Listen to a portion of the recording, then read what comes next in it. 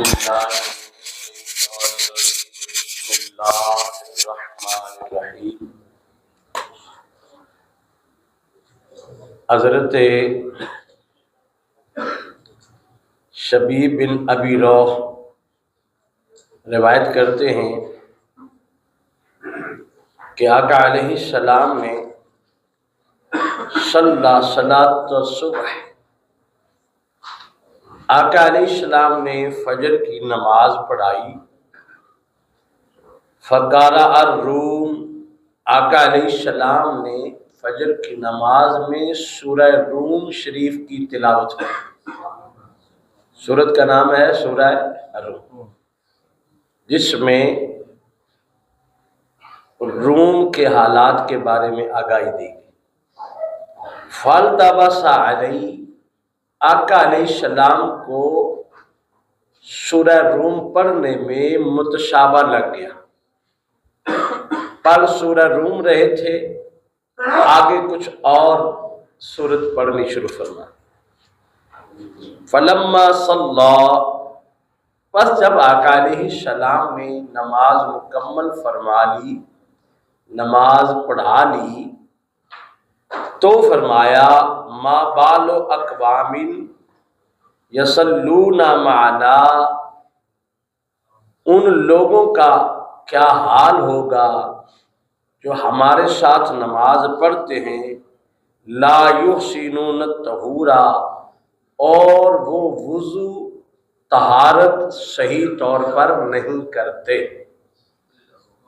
وَإِنَّمَا يُلَبِّسُ عَلَيْنَا الْقُرْآنَ أُولَٰئِکَ، آقا علیہ السلام نے فرمایا یہ جو قرآن میں متشابہ لگا نا مجھے، یہ ان کی وجہ سے لگا جن کا وضو ٹھیک نہیں ہوتا، طہارت ٹھیک نہیں ہوتی، ان کی وجہ سے میرے قرآن میں مجھے متشابہ لگ گیا۔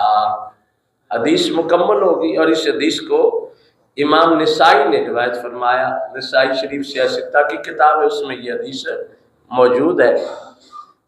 اللہ تعالی ہمیں احادیث کو سمجھنے کی توفیق عطا فرمائے اور تفرقوں سے بچنے کی توفیق عطا فرمائے۔ لیکن بڑی ذمہ داری سے میں نے حدیث سنائی ہے کہ ایک بے وضو کی وجہ سے آقا علیہ السلام کی نماز پاک میں وزن پڑ گیا، متشابہ لگ گیا۔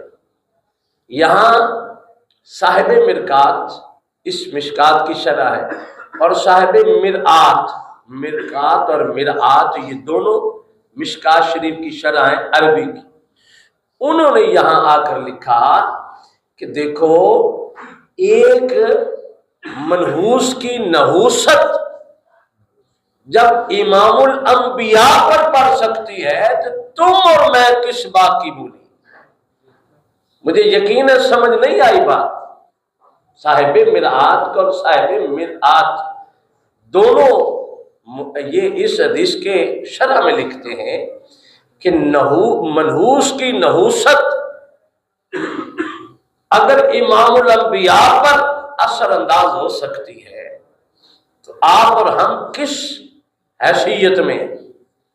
اب جن کا وضو ٹھیک نہیں تھا، اب صاحب مصنف لکھ رہے ہیں، شرح اس حدیث کی لکھ رہے ہیں کہ وہ سیاپی نہیں تھے، وہ منافق تھے جو صرف دکھانے کے لیے نماز پڑھنے آتے تھے، منہ پہ چھٹا مارا دوڑ کے آ گئے۔ سیاپی ہو اور وضو صحیح نہ کرے، یہ کیسے ہو سکتا ہے؟ کیونکہ صحابہ کی اتباع میں تو ہم نے چلنا۔ اب ان منافقوں کی نحوست جب امام الانبیاء پر اثر انداز کر سکتی ہے تو پھر تو اور میں کس بات کی مولی ہیں بھائی؟ مجھے یقین ہے میرا جملہ آپ کو سمجھ نہیں آ رہا، جو میں بات کرنا چاہ رہا ہوں آپ نہیں سمجھ پا رہے۔ موبائل جیب میں ہے اور اردو بازار تو جا کے کتاب لے آنی تو گھر مفسر بنے بیٹھے ہیں، اور جو 30-40 سال سے حدیث پڑھا رہا ہے، قرآن پڑھا رہا ہے، اس کو حقیر جان رہے ہیں، تو پتہ ہی کون ہے اصل حدیث تو میں نے پتا ہے۔ تجھے شعور ہی نہیں ہے، یہ بھیڑیے ہیں علماء کی شکل میں جو تمہارا دین تباہ کر رہے ہیں، جو تمہیں تباہ و برباد کرنے آئے۔ بات کس کی کرتے ہیں؟ قرآن کی اور حدیث کی۔ اور